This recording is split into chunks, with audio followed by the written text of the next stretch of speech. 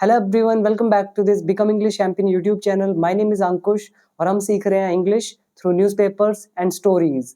तो आज की इस वीडियो के अंदर हम एक एडिटोरियल रीड करेंगे जो कि सुपर एडवांस्ड लेवल का होगा। तो बहुत ही अच्छी वोकैबुलरी है, ग्रामर तो सुपर लेवल की है। तो आप देखिएगा, एंड तक देखिएगा, आपको बहुत कुछ आज सीखने के लिए मिलने वाला है। तो चलिए शुरू करते हैं आज की इस वीडियो को और इम्प्रूव करते हैं अपनी इंग्लिश को। और अगर आप में से कोई भी इंग्लिश सीखना चाहता है स्टेप बाय स्टेप, तो आप मेरे 1 ईयर कोर्स को ज्वाइन कर सकते हैं। बाकी डिटेल आपके सामने डिस्प्ले हो रही है। तो आप बिकम इंग्लिश चैंपियन ऐप में मेरा कोर्स ज्वाइन करके सारे के सारे rules basic to advance level तक सीख सकते हैं। और रूल सीखने के बाद ही आपको न्यूज़पेपर्स एंड स्टोरीज रीड करना चाहिए, अदरवाइज आपको ये चीज़ें पढ़ना मुश्किल लगेगा। तो चलिए शुरू करते हैं आज के इस एडिटोरियल को। तो यहाँ पे सबसे पहले हेडलाइन है इक्वालिटी। इक्वालिटी आप जानते हैं, समानता यानी कि बराबर का हक।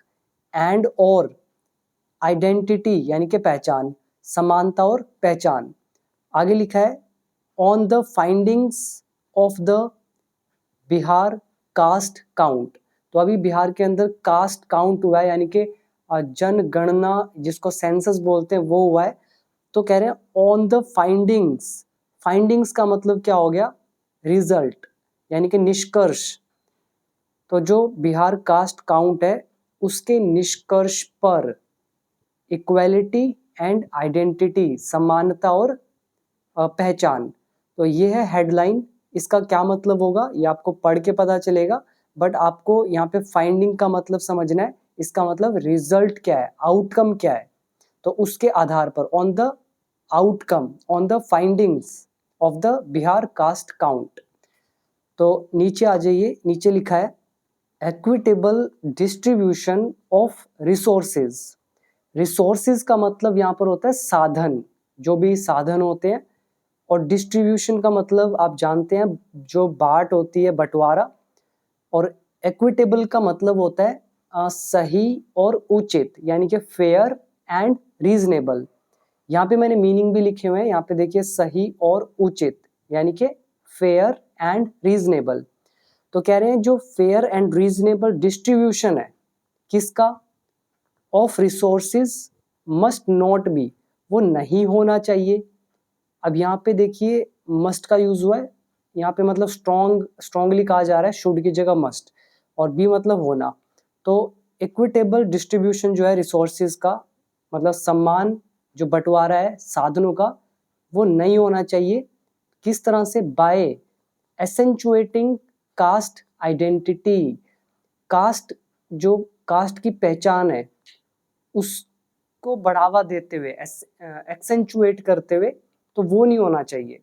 तो पूरा मतलब हुआ कि जो सम्मान बंटवारा है रिसोर्सेज का वो नहीं होना चाहिए कास्ट आइडेंटिटी के आधार पर, या उसको प्रमोट करके, एक्सेंचुएट करके। एक्सेंचुएट का मतलब होता है टू एम्फेसाइज समथिंग और make something easier to notice, यानी कि किसी चीज को ज्यादा महत्व देना, या जिसको बोलते हैं सुलभ बनाना, इजी बनाना। तो उसको बोलते हैं एक्सेंचुएट, प्रमोट करना, उसका एक तरह से फायदा उठाना। तो इसके बाद देखिए आगे लिखा है द सिग्निफिकेंस। सिग्निफिकेंस मतलब होता है महत्व। सिग्निफिकेंस एक नाउन है, जो महत्व है, इंपॉर्टेंस है किसकी, ऑफ बिहार। अब ये बिहार की नहीं, आगे देखिए लिखा हुआ है कंडक्टिंग। तो बिहार का जो एक कास्ट सर्वे को कंडक्ट करना है, एंड पब्लिशिंग, और पब्लिश करना है मतलब प्रकाशित करना। तो इसका महत्व, और किसको प्रकाशित करना, अ कास्ट वाइज काउंट। तो कास्ट वाइज यहाँ पर एडजेक्टिव है, काउंट यहाँ पे नाउन है। तो जो गिनती हुई कास्ट वाइज उसको पब्लिश करना, और किसकी गिनती, ऑफ इट्स पॉपुलेशन, अपनी पॉपुलेशन की, जनसंख्या की। इज क्वाइट इमेंस, वो काफी इमेंस है। इमेंस का मतलब होता है अत्यधिक। यहाँ पे इसका मीनिंग देखिए सामने लिखा हुआ है वेरी बिग और ग्रेट, यानी कि अत्यधिक, असीम या अपार, जो बहुत ज्यादा हो। तो अब आपको पूरा मतलब समझ में आएगा। कह रहे हैं कि जो बिहार का कास्ट सर्वे कंडक्ट करना है और कास्ट वाइज काउंट जो है उसकी पॉपुलेशन का, उसको पब्लिश करना, तो उसका जो महत्व है, इज वो है क्वाइट, काफ़ी, ज़्यादा, इमेंस। तो उम्मीद है अब आपको समझ में आया होगा। तो यहाँ तक पॉपुलेशन तक द सिग्निफिकेंस से लेकर ये सारा हमारा सब्जेक्ट का काम कर रहा है। तो उम्मीद है यहाँ तक आपको अच्छे से क्लियर हो गया होगा। और ये वर्ड आप याद कर लीजिए, इमेंस। जैसे कि मैं बोलता हूँ if you join my course you will get immense benefits, मतलब अगर आप कोर्स ज्वाइन करते हैं तो आपको बहुत ज़्यादा, अत्यधिक, अपार बेनिफिट्स मिलेंगे, राइट। तो इसके बाद द सर्वे, जो ये सर्वे है इसके आगे कोमा लगा हुआ है, इसका मतलब इसके आगे इस सर्वे के बारे में बताया जा रहा है। तो कौन सा सर्वे? तो पहले ये जो कोमा लगा है, एक यहाँ पर लगा है, एक यहाँ पर लगा है। तो ये जो सर्वे है ना, ये तो हो गया सब्जेक्ट, इसकी वर्ब होगी ये हैज़, ठीक है। अब यहाँ पे ये एक कोमा और ऊपर लगा है, तो इसकी वर्ब ये कंप्लीट भी होगी और ये हैज़ भी होगी, हैज़ शोन। तो ये हेल्पिंग वर्ब हैज़, उसके बाद शोन थर्ड फॉर्म। तो मैं इसको ब्रेक करके रीड करता हूँ, आपको ज़्यादा क्लियर मिलेगा। कह रहे हैं जो ये सर्वे है, हैज़ शोन, इसने शो किया, इसने दिखाया है, दैट की 63% ऑफ बिहार 13 करोड़ पॉपुलेशन। कह रहे हैं जो बिहार की, अपोस्ट्रोफ एस लगा हुआ है, तो बिहार की 13 करोड़ की जो पॉपुलेशन है उसमें से 63% जो हैं, तो ये सर्वे ने बताया, बिलोंग टू, वो ताल्लुक रखते हैं, प्रेजेंट इंडेफिनिट टेंस, तो बिलोंग टू कास्ट्स, उन जातियों से ताल्लुक रखते हैं, लिस्टेड, तो 63% जो बिहार के 13 करोड़ पॉपुलेशन है तो वो बिलोंग करते हैं उन कास्ट से, लिस्टेड, जो लिस्टेड है, एक तो है द एक्सट्रीमली बैकवर्ड क्लासेस, मतलब ईबीसी के अंदर आते हैं, and other backward classes categories, तो ओबीसी के अंदर आते हैं। तो ये सर्वे ने शो किया है। अब इस सर्वे के बारे में बताने के लिए, एडिशनल इंफॉर्मेशन के लिए, विच रिलेटिव प्रोनाउन का यूज। तो सर्वे, कौन सा सर्वे? विच हैड, जिसके पास है, हैड मतलब पोजेशन को दिखाता है, पास्ट, तो जिसमें थी all the trappings of a census, मतलब सेंसस की सारी जानकारी, सारी डिटेल। यहाँ पे वर्ड आपको पहले याद करना चाहिए, ट्रैपिंग्स। ट्रैपिंग्स का मतलब होता है clothes, possessions etc, which are signs of a particular social positions, जिसको आप ये बोल सकते हैं आउटवर्ड साइंस। जैसे अगर आप किसी मुसलमान को देखो तो आपको उसके पहनावे से पता चल जाएगा, आउटर अपीयरेंस से पता चलेगा। हिंदू का आउटर अपीयरेंस से पता चलेगा, मुसलमान या सिख या ईसाई उनके आउटर मतलब पहनावे से पता चलता है। और जो जाति वाले होते हैं, अलग अलग जाति वाले, उनके भी पहनावे से कहीं ना कहीं हमें कुछ पता चलता है, तो उसी को बोलते हैं ट्रैपिंग्स। तो यहाँ पे ट्रैपिंग यूज किया गया सारी डिटेल के लिए, मतलब उनका वेशभूषा, उनका जो भी है वो सारा डिटेल। सेंसस का मतलब होता है जनगणना, यानी कि ऑफिशियल काउंटिंग ऑफ पीपल, उनके कास्ट के आधार पर या फिर जिस मर्जी के आधार पर, मतलब पूरी डिटेल, उनका नाम, एज, जेंडर, देन उनकी कास्ट, तो इसके आधार पर जो जनगणना होती है उसी को बोला जाता है सेंसस। तो इसको इस वर्ड को आपको याद जरूर करना चाहिए, बहुत बार मिलेगा। तो ये जो है विच रिलेटिव प्रोनाउन, इसका कोमा लगा है, इसका कंप्लीट लिखा हुआ है।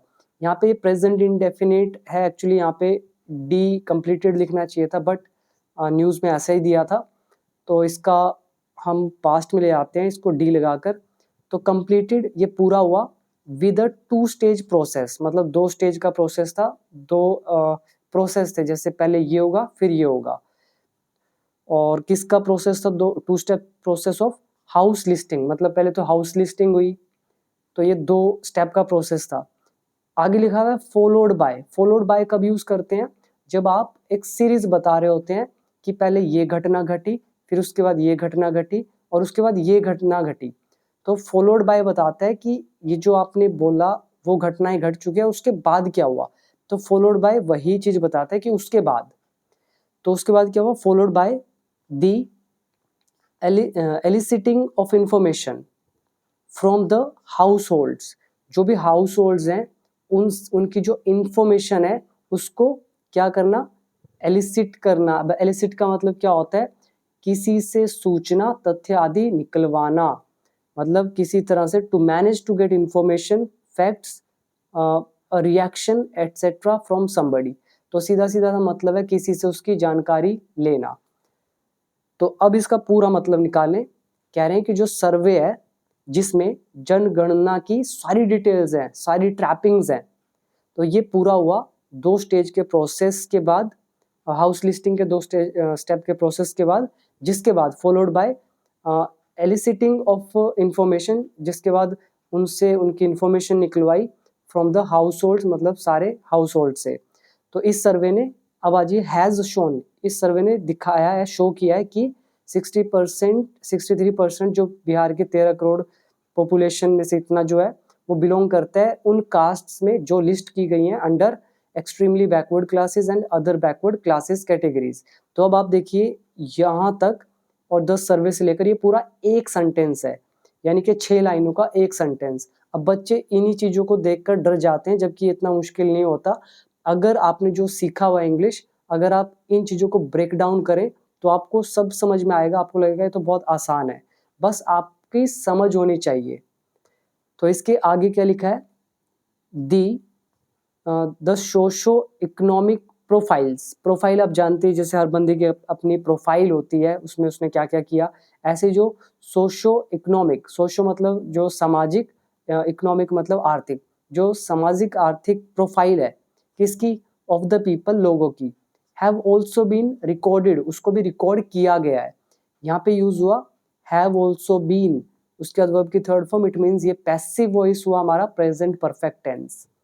तो लोगों की सामाजिक आर्थिक प्रोफाइल को भी रिकॉर्ड किया गया है, बट लेकिन are to be revealed yet, तो are yet to be revealed, लेकिन उसको अभी रिवील नहीं किया गया है, या फिर अभी उसको रिवील नहीं किया गया है, तो ऐसा हिंदी एग्जैक्ट बनता है इसका।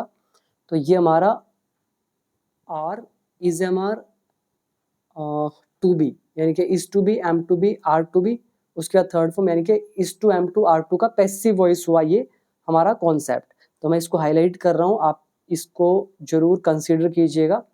रिवील मतलब होता है खुलासा करना, डिस्क्लोज करना।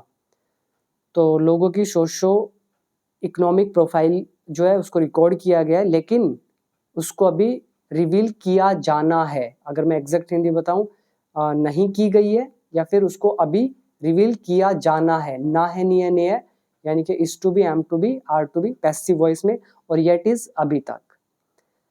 आगे लिखा है at the national level, national level पर यानी कि राष्ट्रीय स्तर पर, इट में गिव अ बूस्ट, ये जो है मतलब ये जो सर्वे है काउंटिंग, ये गिव अ बूस्ट, ये बढ़ावा देगी। बूस्ट मतलब होता है बढ़ाना, बढ़ावा देना किसी चीज को, गिव अ बूस्ट में यूज हो रहा है यानी कि संभावना। तो इट में गिव अ बूस्ट, ये बढ़ावा देगी किसको, टू द पॉलिटिकल डिमांड को, जो राजनीतिक मांग है, डिमांड मतलब मांग, पॉलिटिकल इज राजनीतिक। तो ये जो सर्वे है, जनगणना है, ये पॉलिटिकल डिमांड को, राजनीतिक मांग को बढ़ावा देगी। किस लिए, for a country wide caste census. Country wise आप समझ रहे होंगे, मतलब पूरे देश की, अभी तो बिहार की काउंटिंग हुई है, तो ये बढ़ावा देगी कंट्री वाइड कास्ट सेंसस को, सेंसस इज जनगणना को, और कास्ट बेस पे।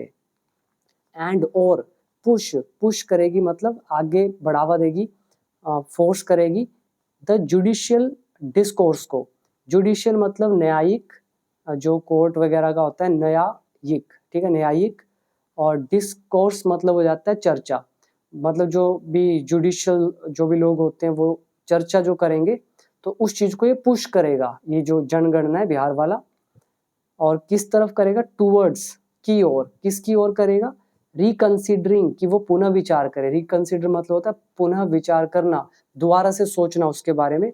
और किसके बारे में, द 50% लीगल सीलिंग, जो 50% लीगल मतलब कानूनी तौर पर जो ये लिमिटेशन है, कानूनी सीमा आप बोल सकते हैं इसको। मैं इसको भी हाईलाइट कर देता हूँ, आपको फिर याद रखना थोड़ा इजी होगा। तो एक्चुअली यहाँ पे थोड़ी दिक्कत है, ये होगा नहीं, तो मैं इसको, तो इसको आप सिंपली याद रखिए, लीगल सीलिंग। सीलिंग मतलब है यहाँ पर एक लिमिटेशन, सीमा, और लीगल मतलब कानूनी। तो जो कानूनी 50% ये जो सीमा है, तो इस इसको इसके बारे में पुनः विचार करने पर जो जुडिशियल डिस्कोर्स है तो उसको पुश करेगा कि वो चर्चा करें। और ये जो 50% लीगल सीलिंग है कौन सी, on total reservation in education and government services, यानी कि एजुकेशन शिक्षा में और जो गवर्नमेंट सर्विसेज है इसका जो टोटल रिजर्वेशन है उसमें से 50% जो कानूनी लिमिटेशन है उसको रिकंसिडर करने में तो ये पुश करेगी जुडिशियल डिस्कोर्स को। ठीक है, अब बिहार में 63% है तो हो सकता है वो आगे जाके ये बोले कि सारे देश के अंदर कास्ट जो है उसकी जनगणना की जाए और फिर कंसीडर किया जाए कि कितना परसेंट मतलब रिजर्वेशन में जाना चाहिए। तो अभी 50% है और फिर उसके हिसाब से होगा। तो अब पूरा मतलब बताता हूँ। तो एट द नेशनल लेवल पर ये जो सर्वे है ये बूस्ट कर सकता है पॉलिटिकल डिमांड को, राजनीतिक मांग को कि वो कंट्री वाइज कास्ट सेंसस करे और वो पुश करेगा जुडिशियल डिस्कोर्स को, मतलब जुडिशियल चर्चा को कि वो रिकंसिडर करे, पुनः विचार करे इस 50% कानूनी सीमा पर जो टोटल रिजर्वेशन में से है, एक शिक्षा में और एक गवर्नमेंट सर्विसेज में। आगे लिखा है in terms of party politics. In terms of मतलब होता है के संदर्भ में, पार्टी पॉलिटिक्स के संदर्भ में इट में ओपन, ये ओपन कर सकता है। अगेन इट मतलब जिसकी बात हो रही है, ओपन इज खोलना, मे का चैप्टर हुआ संभावना, तो ये ओपन कर सकता है पॉलिटिकल जो पार्टी पॉलिटिक्स के संदर्भ में ओपन कर सकता है एक नया chapter in the traditional conflict. जो ट्रेडिशनल कॉन्फ्लिक्ट है, अब ये वर्ड अगेन आपको याद करना चाहिए।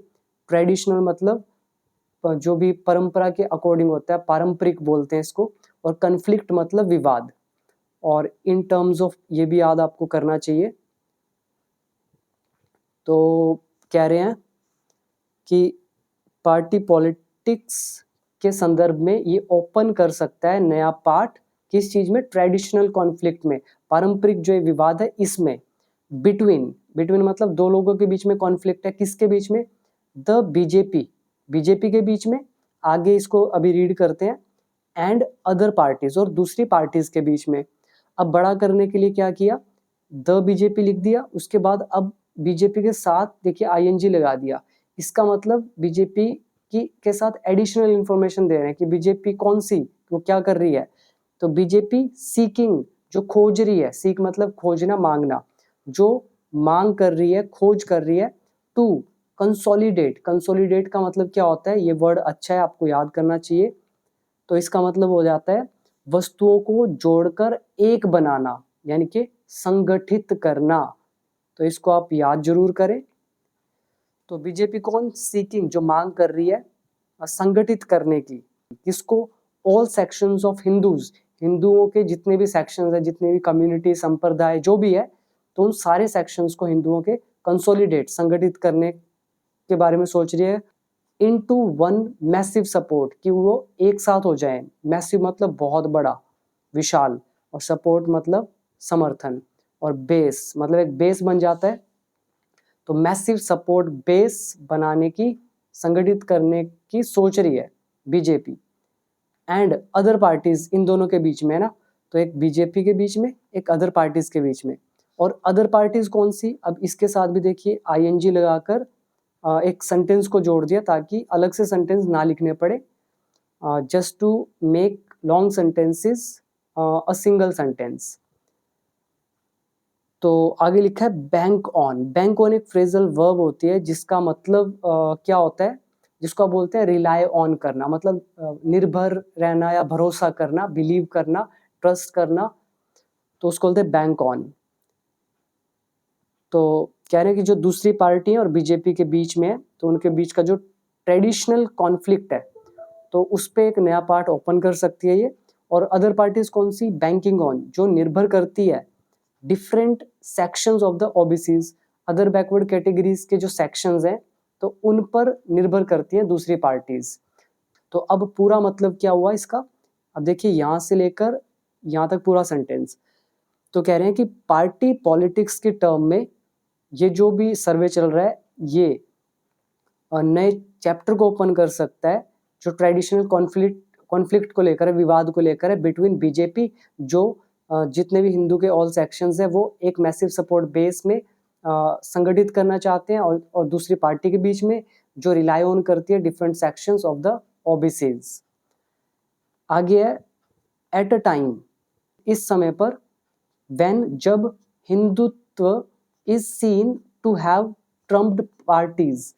तो इसका देखिए ये जो हमारा चैप्टर था, it is said, it is believed, it is expected, वो एडवांस वाला जो मैंने आपको 10 रूल कराए थे, तो वही कॉन्सेप्ट यहाँ पे यूज हुआ। तो सेड की जगह सीन लगा दिया, उसके बाद टू हैव के बाद थर्ड फॉर्म लगा दी, यानी कि प्रेजेंट परफेक्ट टेंस, जो कि एडवांस लेवल में एक दो सेंटेंस को एक ज्वाइन करने के लिए यूज किया गया है। तो काफी अच्छा ये कॉन्सेप्ट है, और जो आप में से अगेन कह रहा हूँ, जो बिगिनर्स हैं उनको तो वैसे भी ये चीज़ समझ में नहीं आएगी, और बाकी जिन्होंने सीख रखा है उनको तो समझ में आ रहा होगा ऑलरेडी। तो कह रहे हैं एट अ टाइम, उस समय पर, जब हिंदुत्व को देखा जा सकता है कि उसने ट्रम्प कर लिया। ट्रम्प मतलब होता है विजय पाना दूसरी पार्टीज पर, और दूसरी पार्टीज कौन? दैट, जो बैंक्ड ऑन ओबीसी एजर्शन, जो रिलाई ऑन करती थी बैंक्ड ऑन, तो बैंक ऑन का सेकंड फॉर्म आ गया बैंक्ड ऑन, तो जो रिलाई करती थी ऑन ओबीसी एजर्शंस। एजर्शंस क्या होते हैं? दावे। यहाँ पे जो एजर्शन है एक तरह से क्या होता है?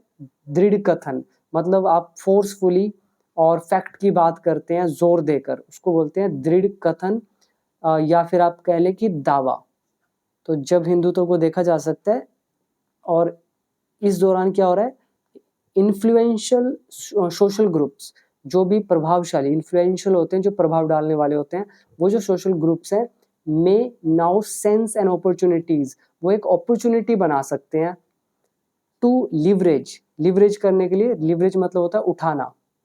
तो यहाँ तक मैं आपको एक बार दोबारा से समझा दूं कि एक तरफ जो है इस समय हिंदुत्व को देखा जा सकता है कि उन्होंने पार्टीज पर विजय पा ली है, और कौन सी पार्टी? जो ओबीसी के असर्शन पर बैंक्ड ऑन है, रिलाई ऑन करती हैं। तो दूसरी तरफ क्या होगा? इन्फ्लुएंशियल सोशल जो ग्रुप्स हैं, मे नाउ सेंस एन अपॉर्चुनिटी, वो अब एक अपॉर्चुनिटी बना सकते हैं लिवरेज करने की, मतलब उठाने की, देयर साइज, अपने साइज को मतलब और बड़ा करने की। और क्यों उठाने के लिए? To get their interest advanced, ताकि वो अपने इंटरेस्ट मतलब अपनी रुचियों को, देयर इंटरेस्ट एडवांस्ड मतलब आगे बढ़ा सके। एडवांस्ड यहाँ पर वर्ब की थर्ड फॉर्म है, ये गेट पॉजिटिव वर्ब लगा हुआ है, और एडवांस का मतलब होता है आगे बढ़ना। तो वो अपने एक अपॉर्चुनिटी मिल सकती है इन ग्रुप्स को, ताकि वो लिवरेज कर सके अपने साइज को, ताकि वो अपने इंटरेस्ट को आगे बढ़ावा दे सके बाय द पॉलिटिकल क्लास के द्वारा, मतलब इनके द्वारा। आई होप यहाँ तक समझ में आया। आगे है ऑन द लीगल साइड, यानी कि लीगल साइड मतलब कानूनी साइड पर देखा जाए तो, on the legal side the numbers may be utilized. जो ये नंबर है मतलब जनगणना का जो भी ये नंबर है 63% की इस कैटेगरी में आते हैं, तो मे बी यूटिलाइज्ड, इसको यूज किया जा सकता है। यूटिलाइज का मतलब होता है उपयोग करना, और मे बी ये पैसिव वॉइस शो कर रहा है, मे बी प्लस वर्ब की थर्ड फॉर्म। तो इन नंबर्स को, जो भी बिहार की जनगणना से आए हैं, तो इनको यूटिलाइज किया जा सकता है टू प्रेजेंट, प्रस्तुत करने के लिए। प्रेजेंट मतलब प्रस्तुत करना। द सॉर्ट ऑफ मतलब क्या आ जाता है? एक तरह का क्वांटिफाइबल डेटा। क्वांटिफाइबल मतलब होता है जिसको आप मेजर कर सके, या फिर मेजरेबल, ठीक है, जिसको माप सको, तो ऐसा डेटा, तो उसको प्रेजेंट प्रस्तुत करने के लिए यूटिलाइज किया जा सकता है। और क्वांटिफाइबल डेटा कौन सा? दैट, जिसे द जुडिशरी, जो न्यायपालिका है, हैज बीन आस्किंग फॉर, जो जुडिशरी है, न्यायपालिका है, जो मांग रही है, आस्क फॉर कर रही है। आस्क फॉर मतलब मांगना, और हैज बीन बता रहा है प्रेजेंट परफेक्ट कंटिन्यूअस टेंस। और क्यों मांग रही है? टू जस्टिफाई, न्याय करने के लिए, द लेवल्स ऑफ रिजर्वेशन, ताकि वो जो रिजर्वेशन है, जो आरक्षण है, उसको लेवल करने के लिए। ऑब्टेनिंग इन वेरियस स्टेट्स मतलब हर स्टेट में अलग अलग परसेंटेज होती है आरक्षण की, तो ऑब्टेनिंग इन वेरियस स्टेट्स, ताकि अलग अलग जो स्टेट्स हैं उनमें कितना कितना प्रतिशत आरक्षण देना चाहिए, तो उसको जस्टिफाई करने के लिए, उसको वेरीफाई करने के लिए, उसको लेवल करने के लिए जो जुडिशरी जो डेटा मांग रही है, क्वांटिफाइबल डेटा, तो इस डेटा को यूज किया जा सकता है। तो ये मतलब है पूरा। तो पूरा मतलब बता रहा हूँ ऑन द लीगल साइड, मतलब जो कानूनी पक्ष है उस तरफ से ये नंबर को यूटिलाइज किया जा सकता है प्रस्तुत करने के लिए उस तरह का क्वांटिफाइबल डेटा जो जुडिशरी डिमांड कर रही है काफ़ी समय से, ताकि वो जस्टिफाई कर सके जो वेरियस स्टेट्स हैं उनमें जो भी रिजर्वेशन जो देनी है उनको मतलब समान रूप से दे सके। तो वहाँ पे यूज़ किया जा सकता है। आई होप यहाँ तक क्लियर हुआ। अब आगे आ जाइए। तो मैंने आपको पहले कहा था थोड़ा एडवांस लेवल का, आपको थोड़ा सा दिमाग लगाना पड़ेगा। नेक्स्ट है बिहार्स एक्सरसाइज। अब यहाँ बिहार्स लगा है, एक्सरसाइज मतलब हो गया ये जो प्रैक्टिस है, ये जो काम है सर्वे का। तो बिहार का जो ये सर्वे है, एक्सरसाइज है, मार्क्स अ प्रेसिडेंट। तो ये प्रेसिडेंट मार्क करती है। तो मार्क प्रेसिडेंट का मतलब क्या होता है? तो ये वर्ड आप चाहे तो याद कर सकते हैं। इसका मतलब मिसाल कायम करना, यानी कि to decide something that will be used as an example और rule to be followed in the future. मतलब एक तरह से एग्जाम्पल क्रिएट हो गया है दूसरों के लिए, ताकि वो इन फ्यूचर फॉलो करें। तो बिहार का जो ये एक्सरसाइज है, तो इसने मार्क किया है प्रेसिडेंट। ठीक है, ये वर्ड आप याद कर लीजिए। मतलब एक तरह का उदाहरण जो फ्यूचर में यूज किया जाएगा। और किस चीज पर? ऑन हाउ कास्ट काउंट, कि किस तरह से जो कास्ट का काउंट है शुड बी कंडक्टेड, वो कंडक्ट किया जाना चाहिए। तो बिहार का ये काम एक एग्जाम्पल बन गया है कि कैसे जो कास्ट है वो कास्ट का काउंट वो किया जाना चाहिए। तो याद कर लीजिए, मिसाल कायम करना। बिहार के इस काम ने मिसाल कायम कर दी है कि कैसे कास्ट काउंट किया जाना चाहिए। तो शुड आ रहा है, फिर बी आ रहा है, फिर कंडक्टेड आ रहा है, वर्ब की थर्ड फॉर्म। ये शुड बी पैसिव वॉइस हमारा। आगे लिखा है the methodology, the methodology included. तो ये जो मैथडोलॉजी है, मैथडोलॉजी का मतलब होता है एक तरह से the way of doing something, किस काम को किस तरह से किया जाता है उसको बोलते हैं methodology. So the methodology included, तो इस मैथडोलॉजी में इंक्लूड था गिविंग अ कोड, एक कोड देना, to each of the 214 castes, जो 214 कास्ट थी उनको एक नंबर देना शामिल था इस मेथड में। और कहाँ पे? ये कौन सी caste? In the states list of caste, जो स्टेट की लिस्ट है, कास्ट की लिस्ट। तो देखिए इसको तोड़ के पढ़िए, लिस्ट ऑफ कास्ट मतलब जातियों की सूची, और ये सूची कौन सी? स्टेट की। तो हम बोलेंगे राज्य की जातियों की सूची। तो उसके अंदर जो 214 कास्ट है तो उनको नंबर देना इसमें शामिल था। आई होप यहाँ तक क्लियर हुआ। इंक्लूडेड यहाँ पे वर्ब की सेकंड फॉर्म, मैथडोलॉजी सब्जेक्ट का काम कर रही है, बाकी अदर वर्ड। आगे लिखा है सब कास्ट, यानी कि उपजातियां, जो जातियों के अंदर उपजातियां आती हैं, सब कास्ट एंड सेक्ट्स। सेक्ट्स का मतलब हो गया संप्रदाय। वर आइडेंटिफाइड इन एडवांस, तो उनको पहले ही पहचान लिया गया। इन एडवांस मतलब होता है पहले ही, आइडेंटिफाइज पहचान, पहचानना। तो जो सब कास्ट हैं, उपजातियां हैं, और जो संप्रदाय हैं उनको पहले ही आइडेंटिफाई कर लिया गया था। एंड सब सम्ड, सब सम्ड का मतलब होता है इंक्लूड करना, शामिल करना, एक बनाने के लिए या फिर उसको बड़ा बनाने के लिए। तो उसको सब सम्ड कर लिया गया था, इंक्लूड कर लिया गया था under a broader caste name, एक बड़े नाम के अंदर। कास्ट नेम दिया होगा कुछ नाम, उसके अंदर। दिस मेंट, इसका मतलब था, हम बोलते हैं ना इट मीन्स, इसका मतलब है, उसी तरह से दिस मेंट, मीन की सेकंड फॉर्म मेंट, और दिस मतलब ये जो बात की जा रही है। तो इसका मतलब था दैट की दी एन्यूमरेटर्स, एन्यूमरेटर्स कौन होते हैं? जो ये जनगणना जो करते हैं उनको बोलते हैं। यहाँ पे देख लीजिए, a person employed in taking a census of the population, मतलब एक व्यक्ति जो एम्प्लॉयड होता है, जिसको काम पे रखा होता है ताकि वो जनगणना कर सके, उसको बोलते हैं एन्यूमरेट, एन्यूमरेटर। और ये ज़्यादा है एन्यूमरेटर्स। तो इसका मतलब था कि जो जाति गणना करने वाले थे कुड असाइन, ये असाइन कर सकते थे, मतलब किसी को कोई नाम दे देना या कुछ अलाउड कर देना। जैसे मैं बोलता हूँ I assign you this work, मैं आपको ये काम देता हूँ, मैंने आपके नाम पे दे दिया, तो ये भी असाइन कर सकते थे, दे सकते थे। A code, a code to any caste, किसी भी कास्ट को, कास्ट नेम को, गिवन जो दिया गया था बाय अ रिस्पोंडेंट, रिस्पोंडेंट के द्वारा। अब रिस्पोंडेंट कौन होता है? मान लो किसी से क्वेश्चन पूछा गया, ठीक है, और वो जो जवाब दे रहा है, मैं पूछ रहा हूँ आपका नाम क्या है, आपकी एज क्या है, आपकी कास्ट क्या है, तो वो जवाब दे रहा है, तो उसको बोलेंगे रिस्पोंडेंट।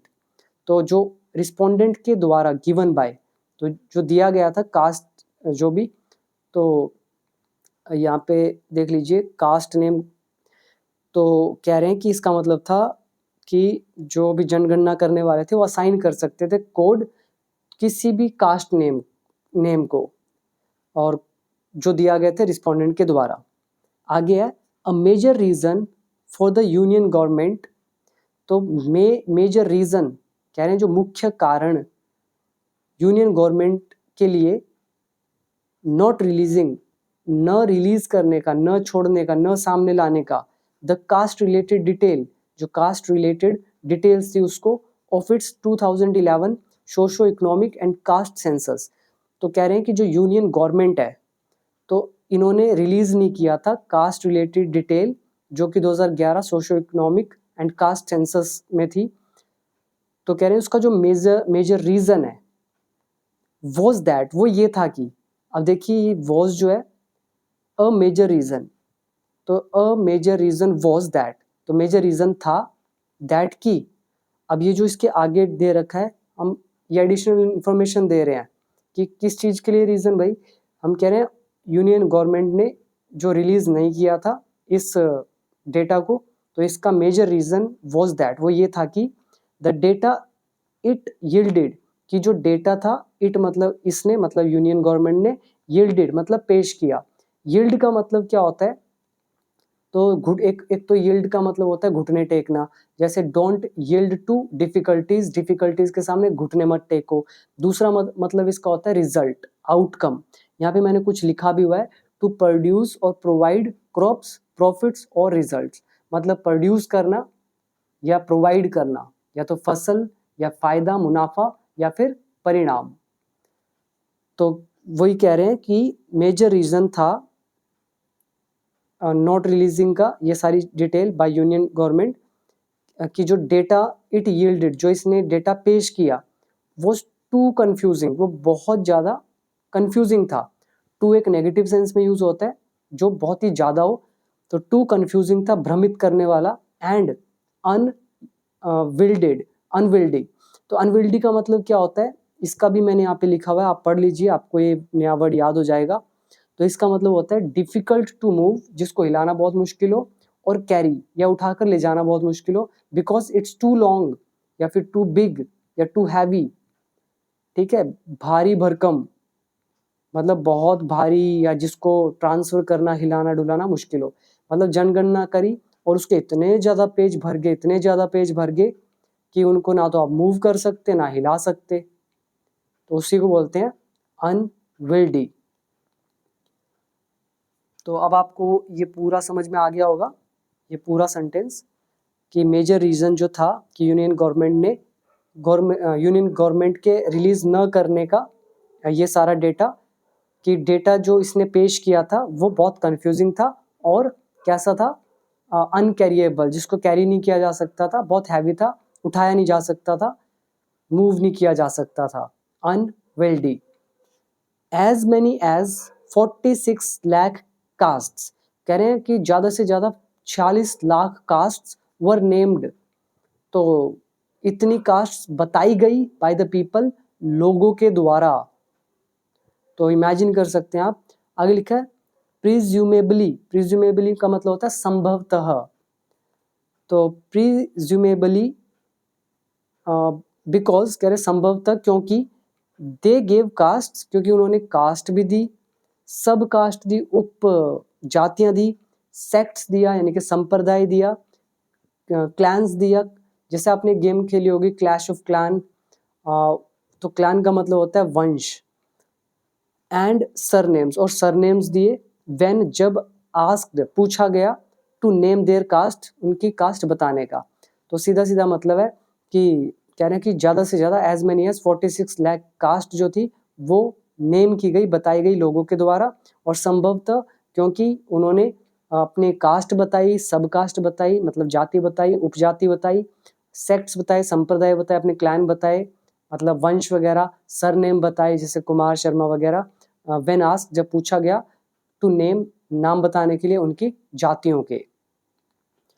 वाइल जबकि there are functional and practical advantages, कह रहे हैं कि जबकि फंक्शनल, फंक्शनल आप जानते होंगे जो फंक्शन में हो, मतलब जिसको आप बोल सकते हैं कार्यात्मक, ठीक है, कार्यात्मक।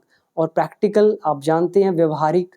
जो कार्यात्मक और प्रैक्टिकल एडवांटेजेस है, कह रहे हैं कि हालांकि या जबकि इसके काफ़ी प्रैक्टिकल और फंक्शनल एडवांटेजेस हैं। किसके? To knowing exact caste number की, एग्जैक्ट कास्ट नंबर्स के पता होने के। कह रहे हैं हालांकि इसके काफ़ी बेनिफिट हैं फंक्शनल और प्रैक्टिकल, फिर भी it is not to be forgotten, ये नहीं भूलना चाहिए। तो चाहिए के लिए हम is to be, am to be, are to का भी यूज़ कर सकते हैं। तो और दूसरा इसका एग्जैक्ट हिंदी चाहें तो हमें नहीं भूलना है, ठीक है। तो नहीं भूलना है, सिंपल है, नहीं भूलना है। तो किसी बात को कह रहे हैं, इसीलिए इट यहाँ पे ऑब्जेक्ट का काम कर रहा है। और उसके बाद हमारा ना है, नी है, ने, यानी कि is to, am to, are to का passive voice, is to be, am to be, are to be. तो it is not to be forgotten, मतलब नहीं भूलना है।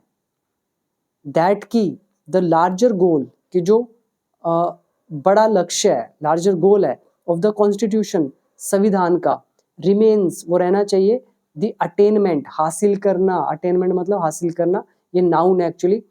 रिमेन्स द मतलब रिमेन का मतलब होता है रहना चाहिए। और किस चीज क्या रहना चाहिए? कॉन्स्टिट्यूशन, संविधान का larger goal, the attainment of a casteless society, एक ऐसी सोसाइटी को हासिल करना जो कास्टलेस हो, यही होना चाहिए कॉन्स्टिट्यूशन का लार्जर गोल। तो अभी इसका पूरा मतलब क्या हुआ वाइल से लेकर यहाँ तक कि हालांकि ये जो एग्जैक्ट नंबर कास्ट का है वो पता होने के काफ़ी फंक्शनल, मतलब कार्यात्मक और व्यवहारिक प्रैक्टिकल एडवांटेजेस हैं, लेकिन फिर भी it is not to be forgotten, ये भूलना नहीं है कि लार्जर गोल जो है कॉन्स्टिट्यूशन का वो रहना चाहिए, हासिल करना कास्टलेस सोसाइटी को।